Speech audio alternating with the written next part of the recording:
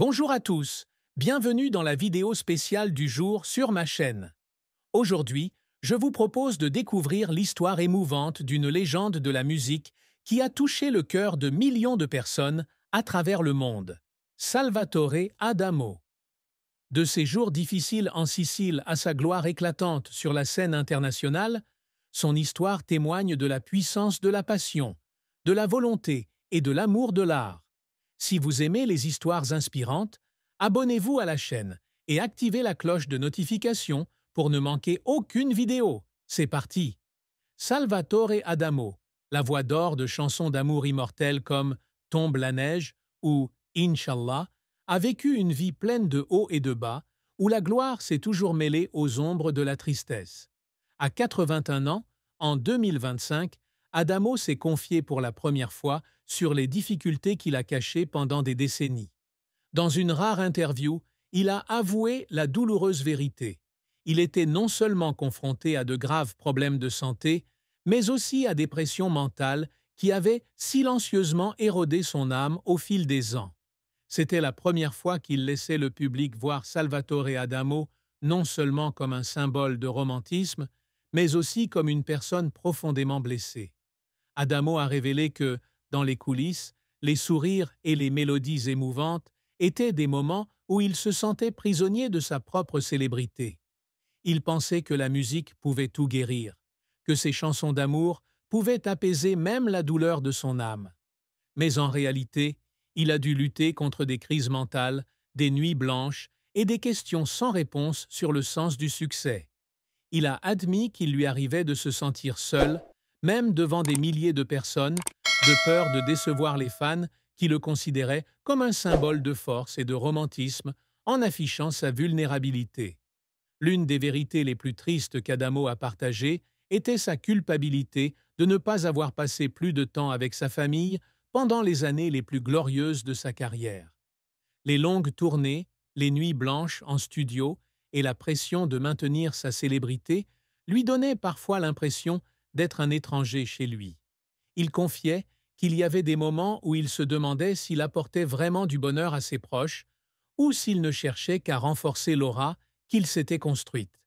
Admettre ces choses, selon Adamo, c'est non seulement se libérer, mais aussi envoyer un message à ses fans.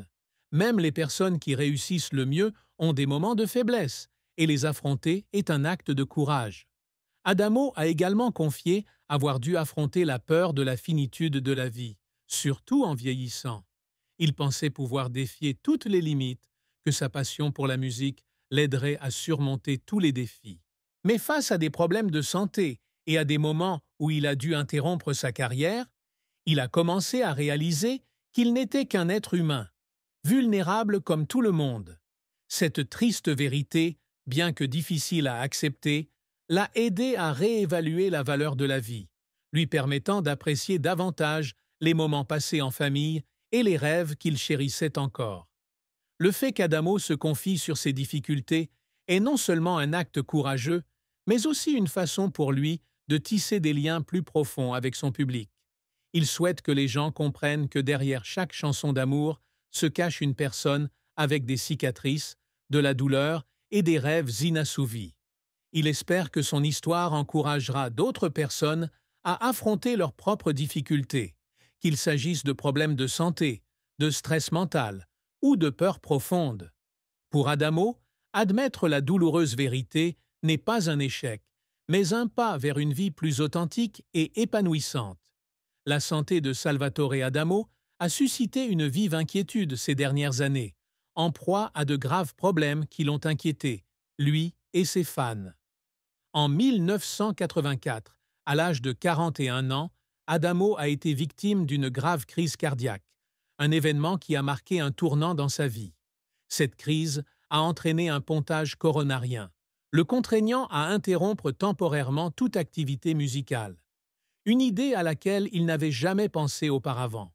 Pour quelqu'un qui vivait de la musique, devoir se reposer complètement a été un choc immense.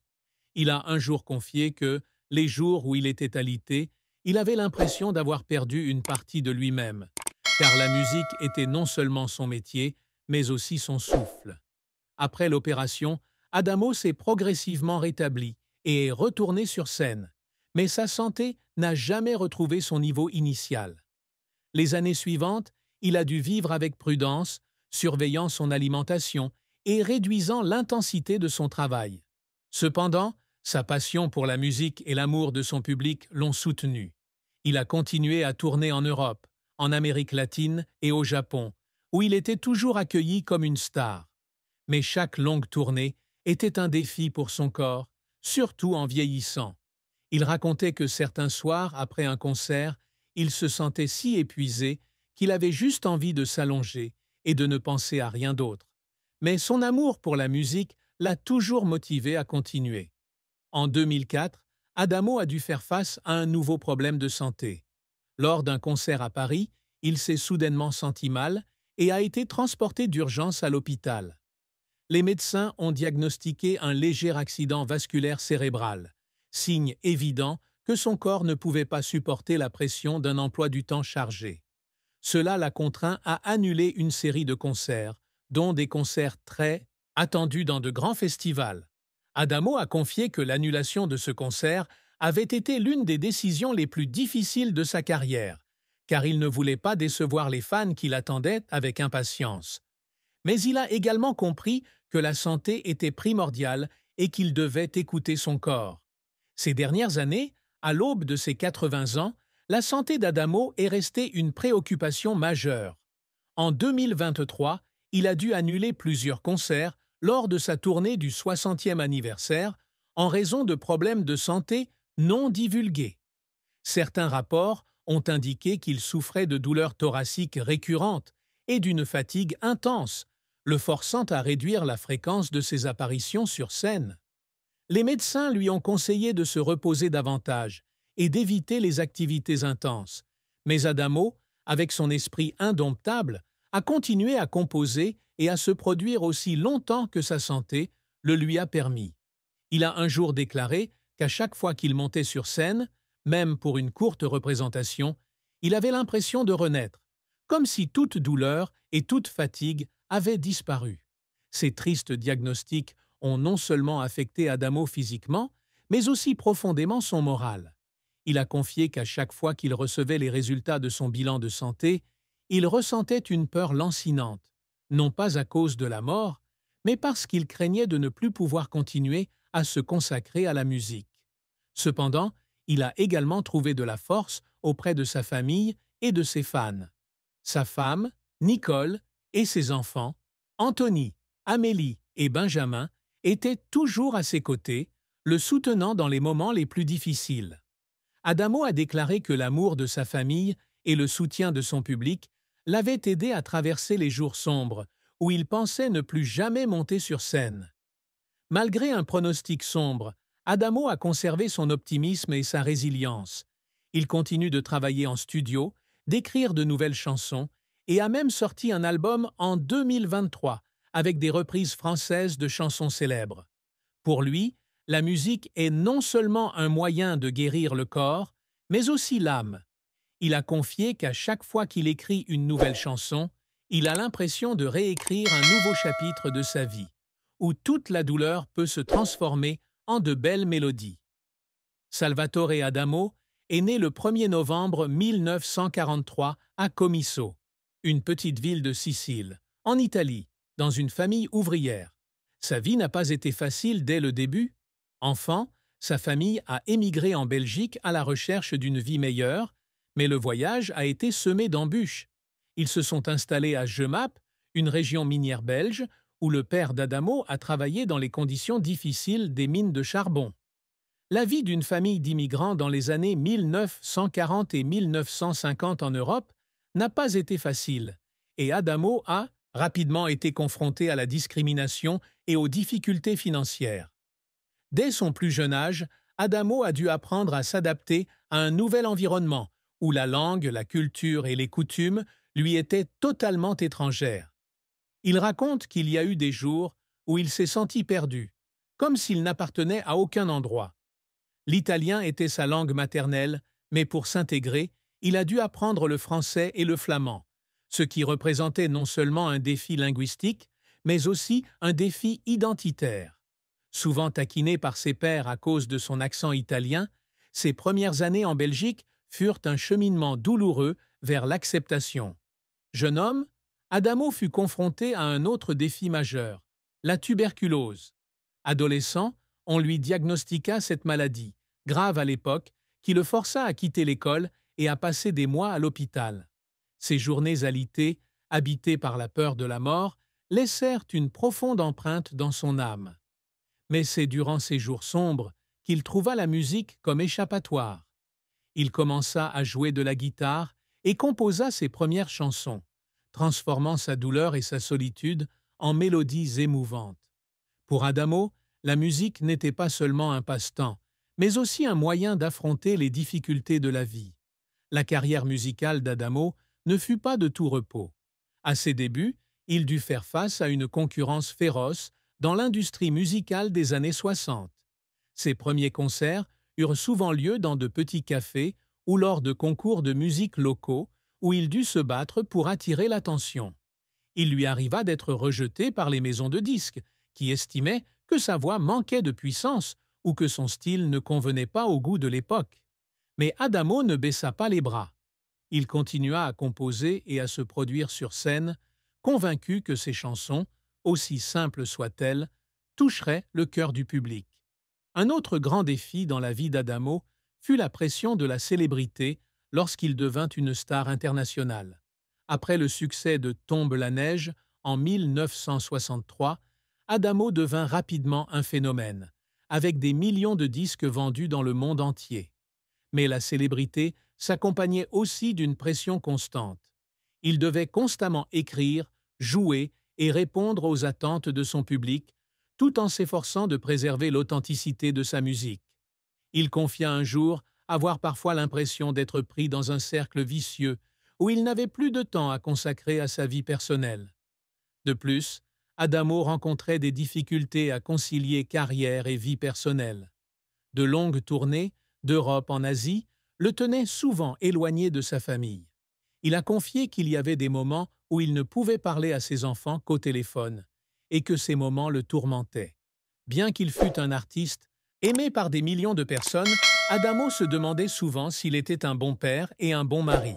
Ces difficultés, bien que cachées au début de sa carrière, ont laissé de profondes cicatrices dans son âme, lui permettant de chérir encore plus les moments simples passés en famille. Les épreuves qu'Adamo a traversées l'ont non seulement façonné en tant que personne, mais aussi dans son style musical. Ses chansons ne sont pas seulement des chansons d'amour romantique, mais aussi des histoires de résilience, de douleur et d'espoir. Pour Adamo, chaque chanson est une façon de raconter sa propre histoire, de transformer ses épreuves en mélodies capables de toucher le cœur des auditeurs. C'est cette sincérité qui a fait de lui l'un des artistes les plus appréciés de l'histoire de la musique. Salvatore Adamo a trouvé l'amour de sa vie en Nicole, qui est devenue son épouse en 1969.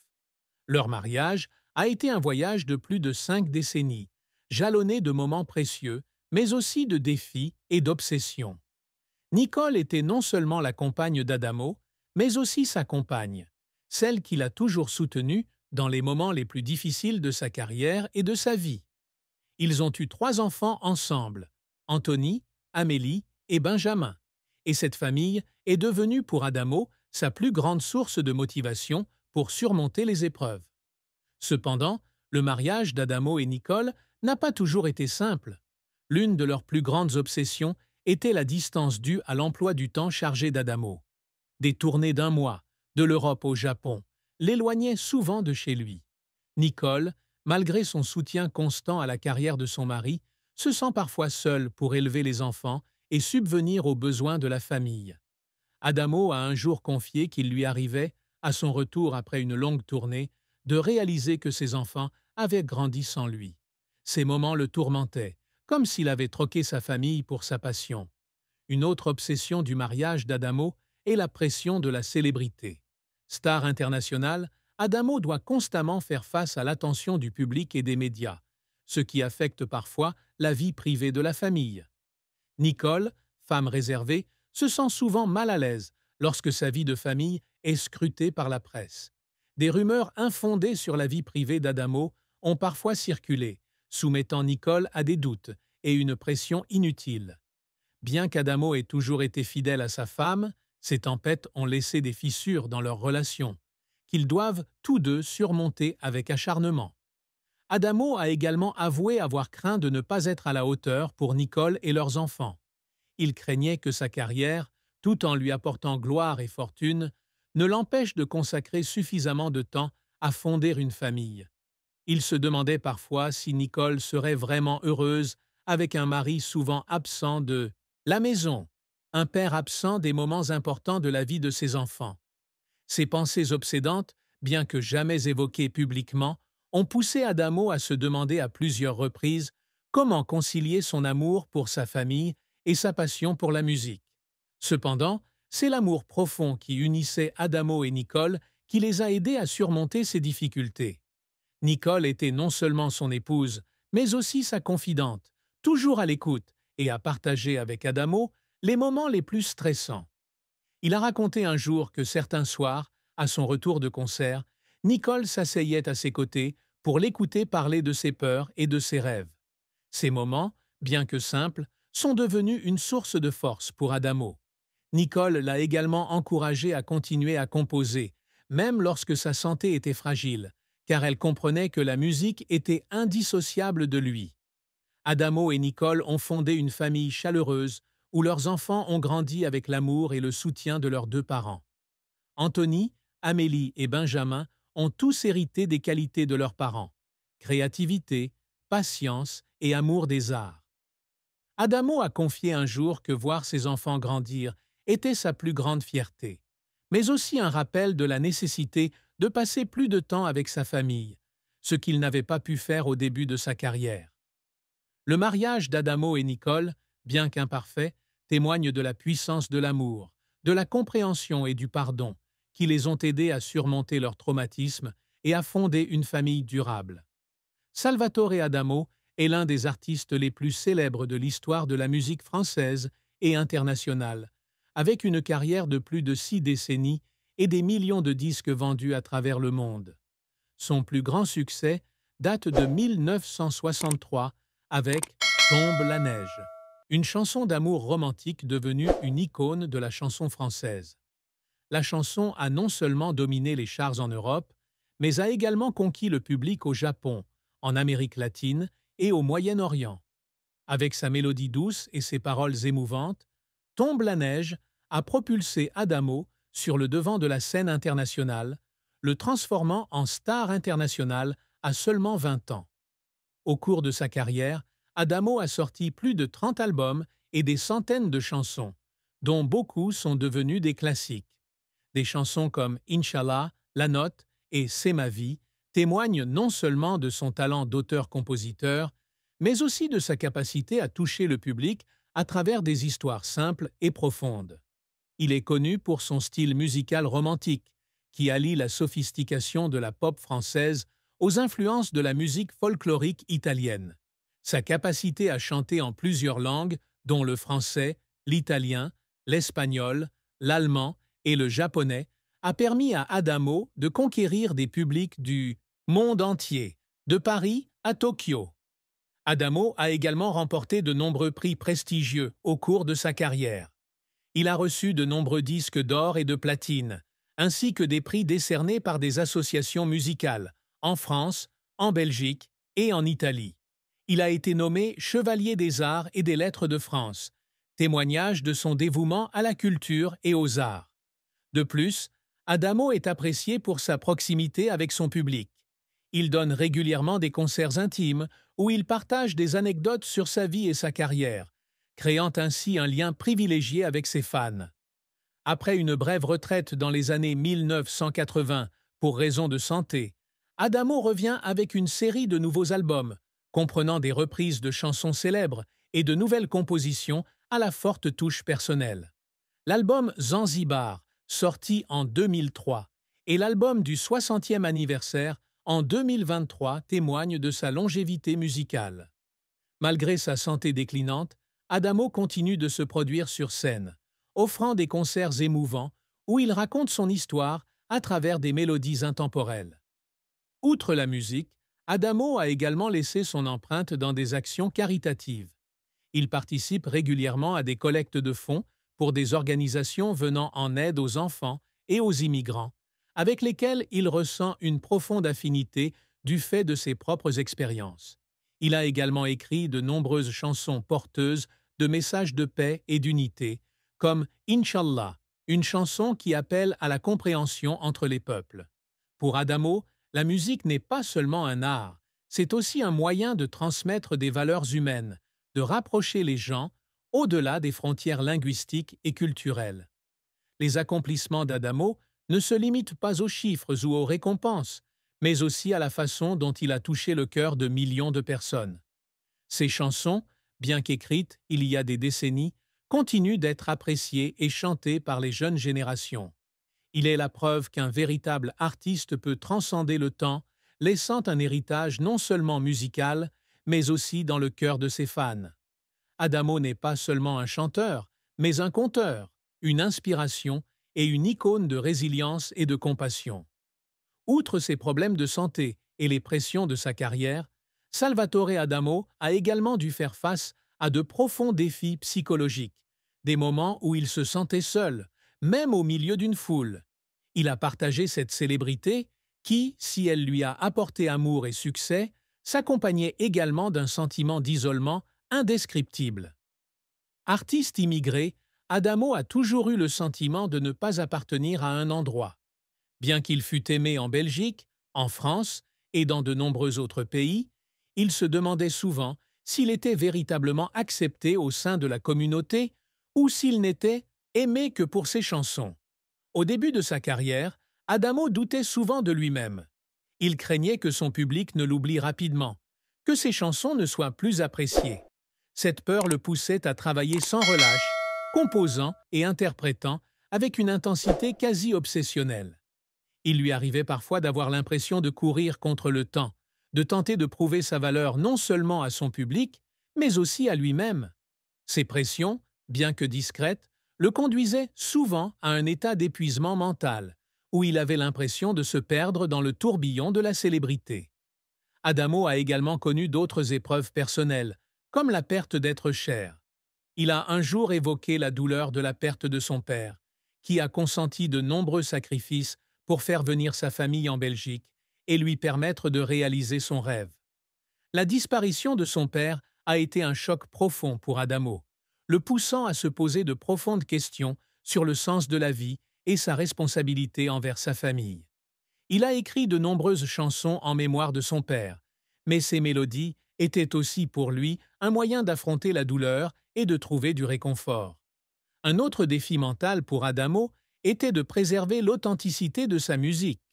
Dans une industrie musicale de plus en plus commercialisée, Adamo a toujours été inébranlable dans son style, refusant de suivre les nouvelles tendances uniquement pour plaire à un public plus jeune. Cela lui a parfois valu des critiques, le qualifiant de conservateur, mais il estime que la musique doit venir du cœur et non du calcul. Si cette position lui a valu le respect de ceux qui l'aiment, elle l'a également placé sous la pression des producteurs et des médias qui veulent qu'il évolue pour s'adapter au goût du jour. Malgré ces difficultés mentales, Adamo a toujours trouvé le moyen de les surmonter grâce à la musique et à l'amour de sa famille. Il dit que chacune de ses chansons est pour lui une façon de raconter son histoire, de transformer sa douleur en mélodie capable de toucher le cœur des auditeurs. Sa femme, Nicole, et ses enfants ont été sa plus grande source de motivation pour persévérer, même dans les moments les plus sombres. Ce sont eux qui lui rappellent que si la célébrité s'estompe, l'amour et les liens familiaux perdurent. Familiaux perdurent. Familiaux perdurent. Familiaux